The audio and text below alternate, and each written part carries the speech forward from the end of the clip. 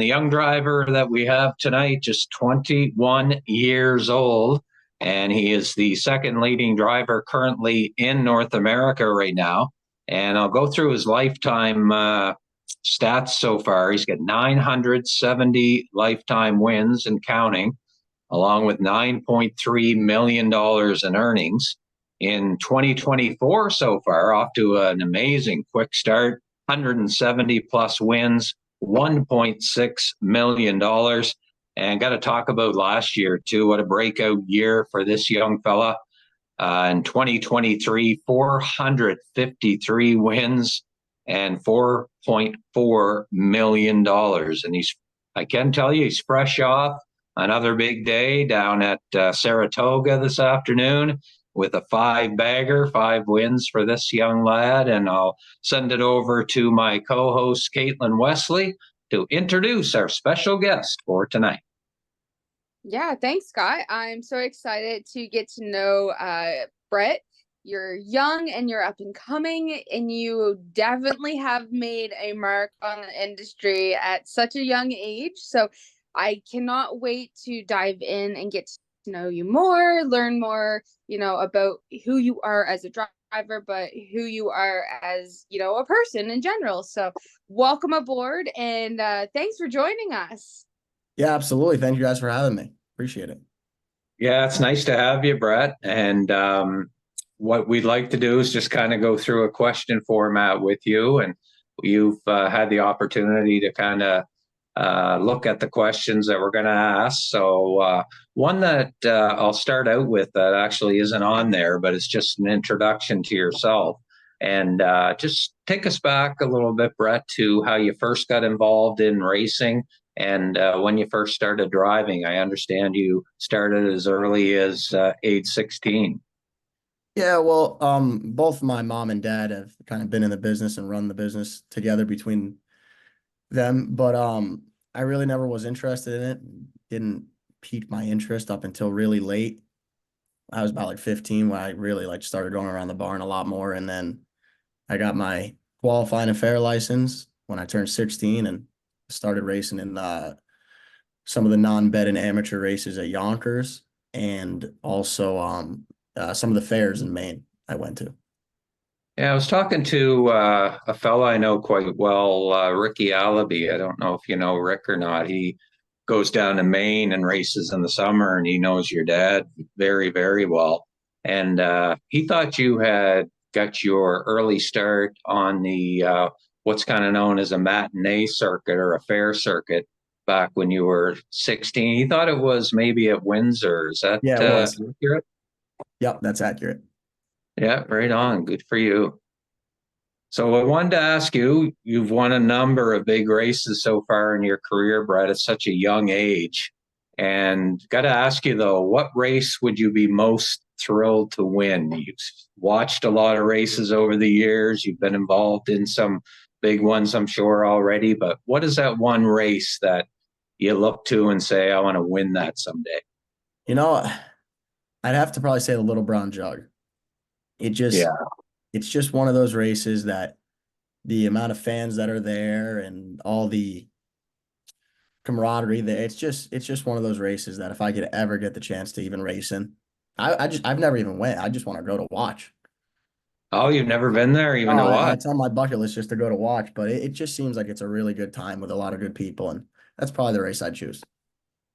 Yeah, and I think the way you're going, you might stand a chance, and definitely on a half-mile track too. I think with the half-mile track that you've shown you're one of the best young drivers in the country on a half-mile track. So I'm going to send it over to Caitlin for our second question tonight, Brett. Yeah, you've started 2024 season where you left off in 2023. You had over 450 wins, and you banked over 4.4 million in purse. Already this year, you're cruising for 200 wins, pretty much almost there. Have you kind of set any personal goals for this upcoming season? Yeah, I'm a very goal-oriented person. I think it's something that keeps you striving for more. Actually, you probably can't see it, but right behind me, there's a whiteboard. Yeah. And the 2024's goals are 500 wins and 5 million in purses Oh, to that's awesome. try to do a little better than last year, as well as one of the goals I wrote down was try to be a leading driver at one of the tracks I race at. Nice. Yeah, and I think you've definitely got a good shot at Saratoga. You seem to really settle in there, Brett. Would you call that your home track? Yeah, as of right now, that's home base for sure. I live Yeah. right by there, and so Saratoga is a good place to live. And you definitely have a busy schedule. Kind of tell us about a week in the life of Brett Beckwith. I know you certainly put a lot of miles on between tracks. So kind of tell listeners how you go about your week from Monday to Sunday. Um, a majority of it obviously spent racing whenever I can. I'm just one of those people. I want to race 7 days a week if I can. Like I like Yeah. to race. I enjoy racing. And I think, when you're younger, you should really work as hard as you can. But I go to the barn most mornings, I should say. Like some of the days I'm at Freehold, I can't make it, but I try to help in when I can there. And I got one of my own horses I take care of that I like going to jog and train and take care of. But other than that, besides racing and uh, going to the barn in the mornings, I'm kind of like a gym rat, I guess you could say. I like to go to Oh, the good. gym. I think it's good mentally and obviously It is. physically. It's good mentally for you. So that's really it. Other than those three things, I live a very quiet life. Probably once or twice a week. Me and some good friends go to like a nice dinner, and that's about it. Oh, awesome. And Kate, I think you got the next question up for Brett. Yeah. You've made an impact at such an early age. Being 21, you've been super impressive, especially at the Meadowlands. Has there been a couple drivers that you have kind of really liked competing against? Um, I guess anyone at Meadowlands is really the best to compete against. I think the more you compete against the best, the better you become, and you can really learn a lot. You don't watching it's so different than really racing against some of those guys. They're just one step ahead of everyone. So Yeah, it must be. I don't know if I could pick one name in particular, but there's Yeah. all of those guys that race in and week out at Meadowlands is very, very tough. Yeah, it must be something to look over and see, guys like Dexter Dunn and the guys that do such a fantastic job and win a lot of the big races when the money's up. So it must be certainly a thrill for you to drive at the Big M. And wanted to ask you as well, most of your driving so far, Brett, has been, in Maine, New York, New Jersey. What about where we are, north of the border in Canada? Are you hoping to get up sometime? And I know I'm not sure if you were ever here as a kid with your dad. I know he goes to the Gold Cup and Saucer sometimes. So have you ever been to the Maritimes? I have not. It's definitely on my bucket list. Obviously PEI and Canada as a whole. I mean, Yeah. between the two tracks, you guys really do a great job. Especially the Woodbine circuit. They really host really good racing week in and week out, especially the schedule they have. But it hasn't come across my doorstep yet, but it's on the bucket list, no doubt. Yeah, I have a feeling you'll probably get a call to drive at some point, definitely in Canada, very, very soon. So I'll send it Hopefully. over. Yeah, I'll send it over to Caitlin now for our next question. Yeah. So speaking of PEI, you're pretty much aware that, that's a place that we always have our biggest race in the Maritimes, the Gold Cup and Saucer. Um, Coverbridge, he was one of the ones that won last year for Gold Cup and Saucer with Jordan. Do you think if you were given the opportunity, would you drive at the Gold Cup and Saucer? And what would it kind of, mean to you to actually go and drive into this race? Oh, without a doubt, I would take up the opportunity in a heartbeat, whether it was the 8 hole at 100 to 1. I've wanted to go to the Gold Cup for a while. I want to make the time to do it one of these years just to even go up. But to race it would definitely be a thrill. And uh, it's one of those races too. I think it's really memorable to win just because of the camaraderie that's there and the people and the fans. It's really not much like it. Yeah, like on a half-mile trip, besides the little brown jug, Brett, really, like you've got to get to a Gold Cup and Saucer. It's just incredible. And I'm sure your dad can tell you that anyway. He's Yeah, been he loves it to up there. yeah, he's And been on to a top of it, few. you guys have single-handedly the greatest announcer ever. Oh, Vance Cameron. The Oh, best. oh, well, you'll certainly make a lot more fans saying that. But no, Vance is incredible. He puts so much life into track announcing here in the Maritimes, and we're lucky to have him. I'd like to see him. I know Ken Workington from the Meadowlands. He comes up here during Gold Cup week and kind of pitch hits for Vance when he needs a break. So maybe Vance can go down and announce a race down in the U.S. sometime. That'd be nice Yeah, to see. absolutely. Absolutely. Yeah. So tell us about the influence, Brett, that your mom and dad have had as far as you in racing and you as a person in general. Obviously my mom and dad have influenced my careers as a whole, really. I mean, Yeah. they've gave me, especially my dad, has gave me a lot of wisdom when it comes to driving and on top of that, and then I got my mom who's always supporting me, whether I have a good day or bad day. She's gonna tell me what I want to hear. And then my dad's a little more on the realistic side of things sometimes, but like the opportunities I've gotten at my age are quite quite unheard of, to be honest. A lot of Yeah. people don't get that same chance. So I've just tried to take every opportunity I can and go as far as I can with it. Yeah, and you've done such a tremendous job, and the opportunities come, Brad, when you deliver, as you know, and you've done a fantastic job so far at such a young age. So I'll send it over to Caitlin once again for our next question with Brett Beckwith.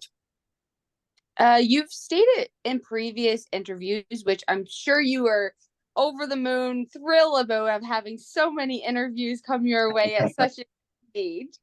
But you kind of touched base on like about work ethic. Do you think that that trait sets you apart from other drivers today? Yeah, I'd like to say so. I mean, most people who know me, I'll go wherever for a drive if I can make it. And I just think if you're going to be in this business, you should have a really strong work ethic. And that's one of the biggest things you can be as good of a driver as you want to be, but if the work ethic's not there, your career isn't going to go as far as it could have. Right. Agreed. Exactly, and you make your home at Saratoga Racetrack. Once the stake season ramps up, what might your schedule look like? How does it change, Brad, as the summer comes and the stakes come along? Well, about today's April 7th, so about a week or so from now, Plainridge opens up in Massachusetts. So Yeah. then and Saratoga then goes to 3 days a week instead of four. So then Okay. I'll race Saratoga on Saturday and Sunday. And then this year I'm going to go to Plainridge on Monday instead of Saratoga just because that's one of their really good cards there. They have a lot of higher class horses. So it's Saratoga Saturday, Sunday, Plainridge Monday, Tuesday, Thursday, and then Freehold and Meadowlands I'll still stick with Friday. So I got Wednesday off, so works out good. Yeah, you've got a busy spring and summer ahead for sure, Brett. And I hope a lot of trainers are listening so they can plan accordingly to know that you're going to be coming down in the area. So I'll send it over once again to Kate. Go ahead. Even though you've had 400 over 400 wins last year, do you think 2024 season was your best season yet, or do you think, this year coming, you're aiming for that, bigger win amount, that it will be this year? Obviously I'm hoping for I try to take it day by day and not look too far ahead into the future, but Yeah, it's been a really good start to 2024. And actually last year, 2023, for the wins and purse money I ended up with, I was really happy with at the end of the day, because the start and the first 2 or 3 months of 2023 were actually a little rough to start out with, and things just weren't going the way I was hoping for. So 2024 has been the opposite of that. So it's been a really good start. No, Awesome. that's awesome. That's awesome. And like I say, 5 wins again today at Saratoga. So I was looking back at your stats, Brett, at an early age, and I think, correct me if I'm wrong, but I think Dark Pool might have been your first ever win. Yeah, he was. He was my first ever win at Yonkers, and Yeah. Tell us about that. a really good family friend of ours, Paul Fusco, and the Yeah. Fusco family has just been a huge help as well. Paul gave me the chance to drive him, and I mean, I probably couldn't have drove him any worse, and he still won. And then Yeah.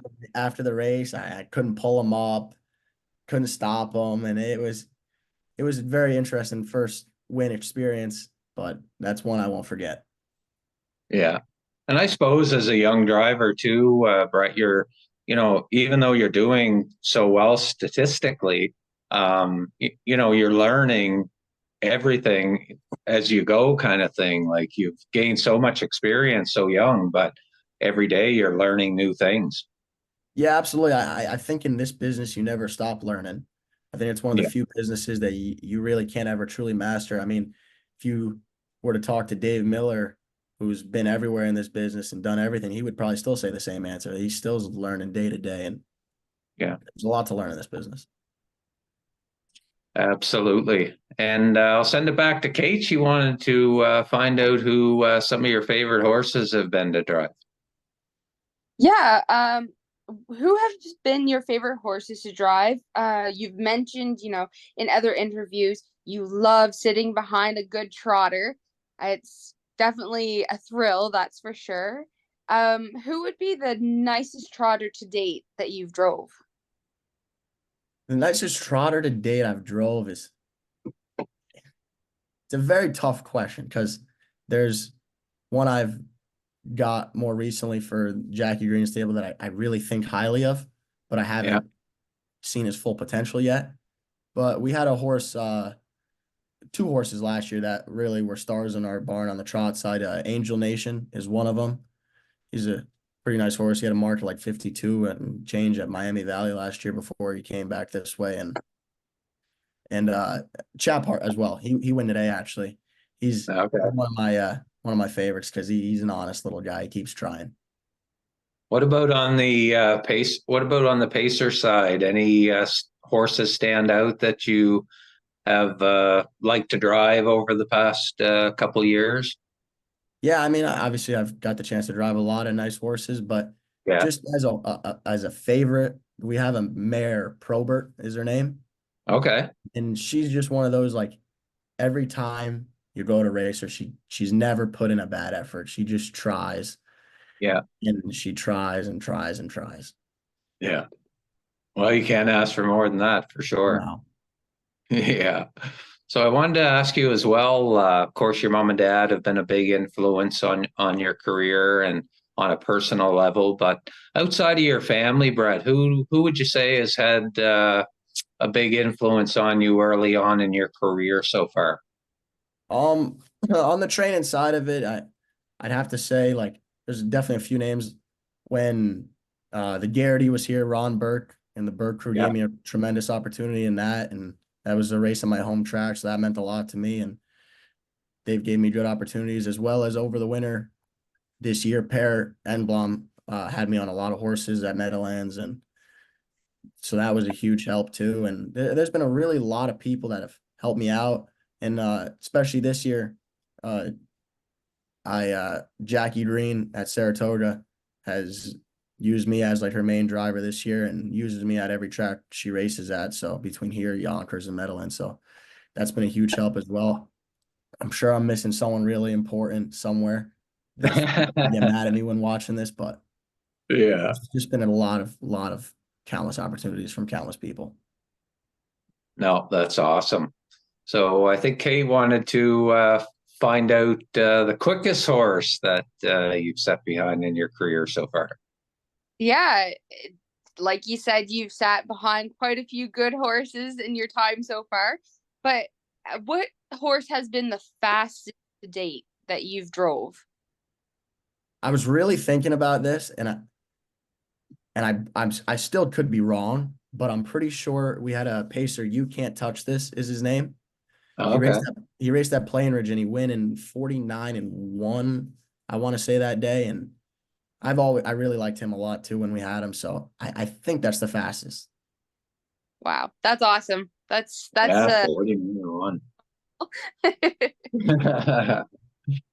And I saw that in an interview that you did recently, Brett, that one of the favorite horses that you've had to at least watch on the racetrack is the Great Bulldog Hanover. What other horse, perhaps a trotter, past or present, have you been one to follow or have enjoyed watching? I mean, that's tough, but one of at least watching it, one of my favorite horses I got to watch for a short period of time was Aki's Svanstead Strada Arlerage 1. Yeah.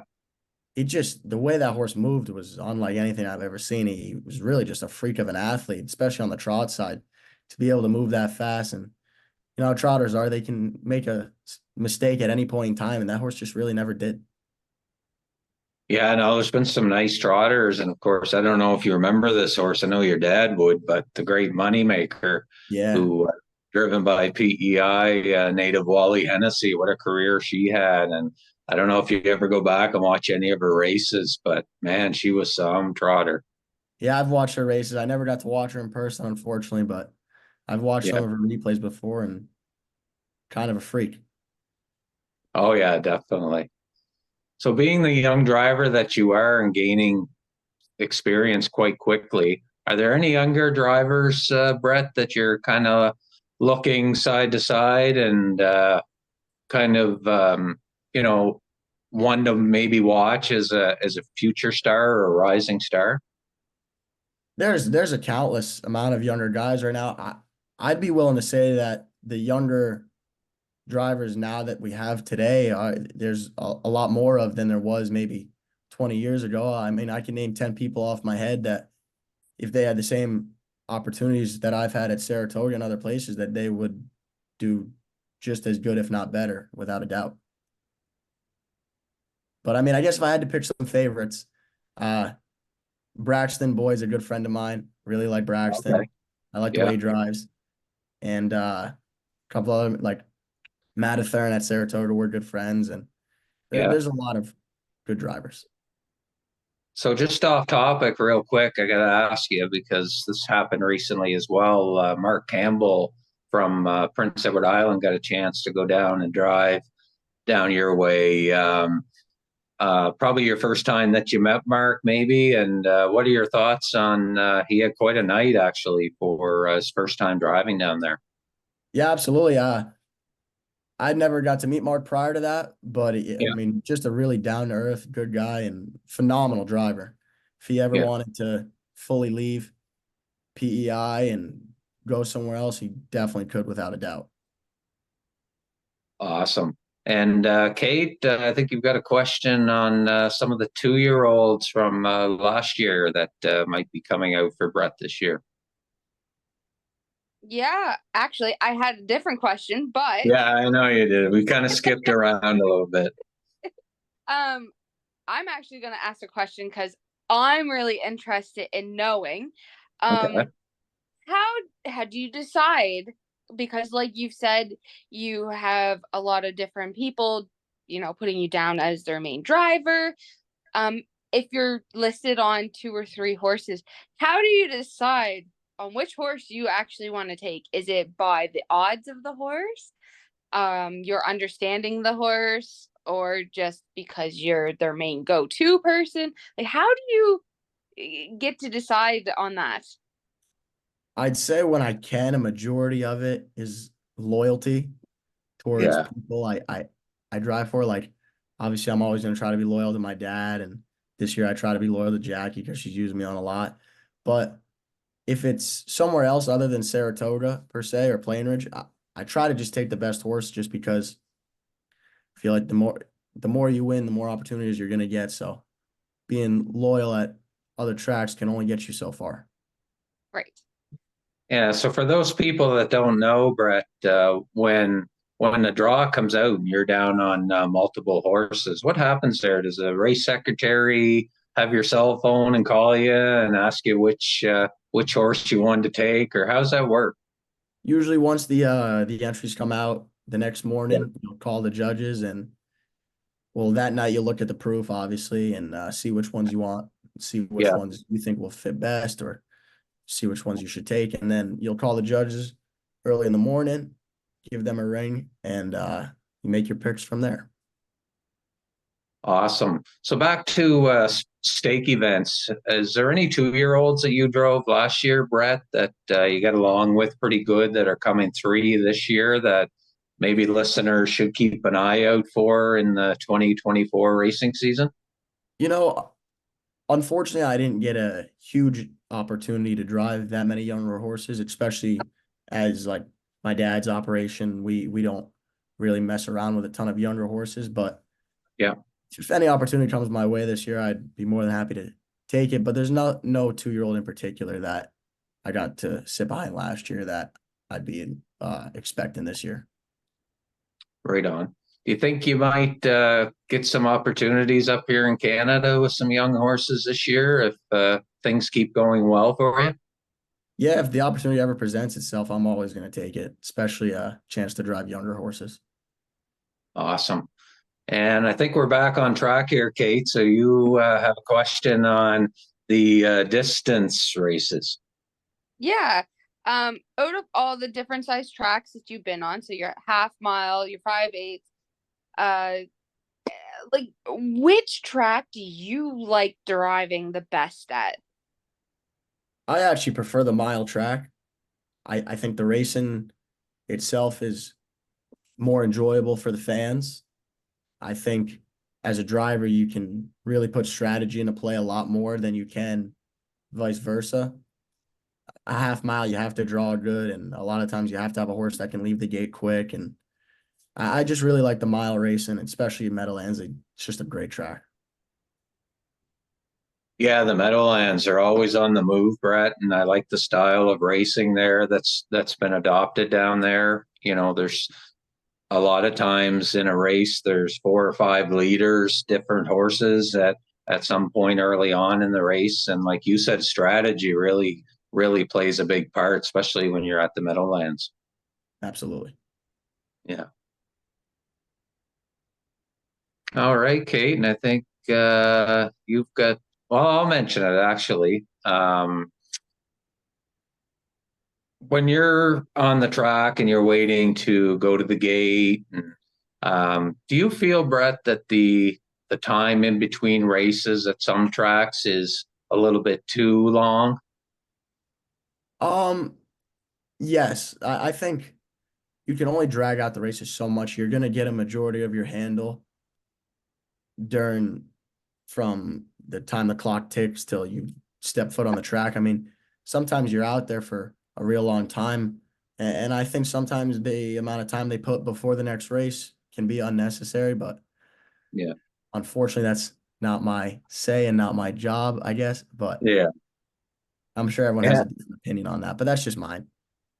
Yeah, and I think especially where sports betting has been, you know, almost like an instant gratification. You can bet so quickly on live games as they're happening. So I know harness racing has to go up against that type of wagering, and I'm a big supporter of running races off in a timely fashion and get the bettors used to betting early and getting at the windows early. Yeah, absolutely. Your betters are gonna bet when they need to. Like Yeah, if you said, all right, we're gonna go with 3 minutes to the next race, and then they're gonna be out there for 3 minutes, they're gonna make their wager within that time. yeah, absolutely. Well, that's all about everything we got for you as far as questions go, Brett. I will say I have to give a huge shout out to two Yeah. PEI breds, Mark McDonald and Wally Hennessy. Both have had tremendous amounts of just, they've given me so much help throughout my journey since I've turned 18 to where it is now, between asking both of them for driving advice. And both have different opposing styles per se, but they've both given me a lot of advice, and just wanted to make sure they knew that in case they're watching. Awesome. No, that's awesome. And if Wally's watching, got to tell you a quick story. Back when I was a kid and still going out for Halloween, I actually wore a pair of Wally Hennessy silks out to do some trick or treating, and I was a big fan of Wally's growing up. So he's been a big supporter of maritime racing and still is. So Wally, if you're watching this, hope things are going well. So anything Absolutely. else? Between the both of them, they've been everywhere in this business, win every big race, and they've both have had tremendous careers so far. Yeah, I and have how about Marcus? Mark's brother James is having quite a career as well. I'm actually a huge James McDonald fan. I think, in my opinion, he's a top 5 driver in the whole world at the Yeah, moment. And I'm a big James McDonald fan. awesome. You had another question, Kate. Yeah, because I know you mentioned that there's quite a few young folks that are driving in your area. Now, here in the Maritime, it seems harder for us to get, young folks as in trainers or to get them in the driving aspect of things. Was there something that really helped you kind of want to become that driver? Because I know in PEI we have our matinee circuits, like we have those amateur races and stuff where you don't have to be a driver. All you have to have is your groom's license. I know here in Nova Scotia we have them once in a while on our big tracks, but if us here in Nova Scotia want to really get our population back up, because we have older drivers and we do need the young drivers to come, what what is something that we could maybe get some enhancement on getting these guys to get in the bike? My story is a little different than most, obviously. I mainly started driving to have something in common with my dad. But Yeah, for other people like who aren't in the business and are just seeing it for the first time, I think it's just all about being hands-on. I mean, obviously, you guys do a great job with it, and shout out to Jordan Stratton during that race, like bringing the horse around and letting the fans pet it and stuff. Like, it just brings a whole new engagement.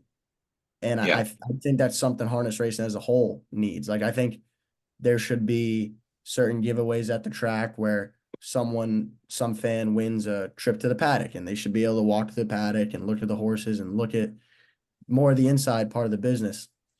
And I think if the more people are hands-on with it and really are working around the horses, because horses are phenomenal creatures. I mean, they're some of the best animals you could find.